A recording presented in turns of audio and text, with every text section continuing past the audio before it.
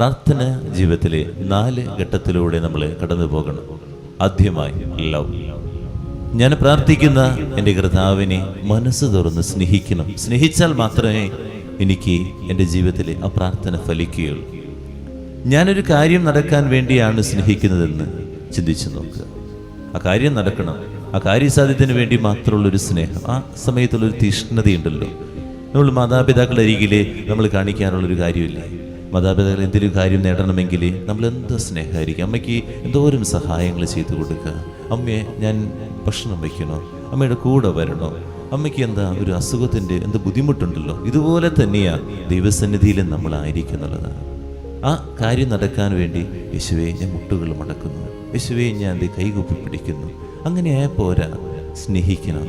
ആ സ്നേഹം ഉള്ളിൽ നിന്ന് ഒഴുകണം. അതാണ് ആദ്യമായിട്ട് വേണ്ടത്. രണ്ടാമതായിട്ട് നോക്ക്, മുട്ടുക. കർത്താവിൻ്റെ സന്നിധിയിൽ മുട്ടിക്കൊണ്ടിരിക്കുന്നു. അത് കുറച്ച് സമയം മാത്രമല്ല, ഇങ്ങനെ മുട്ടിക്കൊണ്ടിരിക്കാൻ നമുക്ക് പറ്റണം. എപ്പോഴും നമ്മുടെ ജീവിതത്തിൽ എപ്പോഴും നമ്മൾ മുട്ടേണ്ട വാതിൽ കർത്താവിൻ്റെ വാതിലാണെന്ന് മാത്രം മനസ്സിലാക്കുക. മറ്റൊരു വാതിലിലേക്ക് നമ്മൾ ഓടരുത്, ദൈവസന്നിധിയിലായിരിക്കണം. കുറച്ച് താമസം വരുമ്പോൾ നമ്മൾ മറ്റൊരു വാതിലിലേക്ക് പോകാമെന്ന് ചിന്തിക്കരുത്. അങ്ങനെ ആകരുത്. കാരണം ദൈവം നല്ലത് വരുത്താൻ വേണ്ടിയാണ് നമ്മളോട് കർത്താവിൻ്റെ വാതിലിൻ്റെ അരികിലേക്ക് വരാൻ പറയുന്നത്. മൂന്നാമതായിട്ട് നമ്മൾ ചെയ്യേണ്ടത് ആസ്ക്, സംസാരിക്കുക.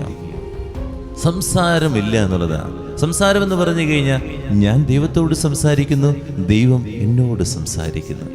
പലപ്പോഴും ഒരു സംസാരം മാത്രമേ ഉള്ളൂ, ഞാൻ ദൈവത്തോട് സംസാരിക്കുന്നത് മാത്രമേ ഉള്ളൂ, ദൈവം എന്നോട് സംസാരിക്കുന്നത് ഇല്ല എന്നുള്ളതാണ്. ഒന്ന് കേൾക്കാൻ, ഒന്ന് ശാന്തമാകാൻ പലപ്പോഴും നമുക്ക് മനസ്സില്ല എന്നുള്ളതാണ്. കാരണം ഞാൻ പറയുന്നത് മാത്രം നീ കേട്ടാൽ മതി. ദൈവത്തോട് 2 ചെവിയും അടച്ചു പിടിച്ചിരുന്നോളാം ഞാൻ പറയണേ.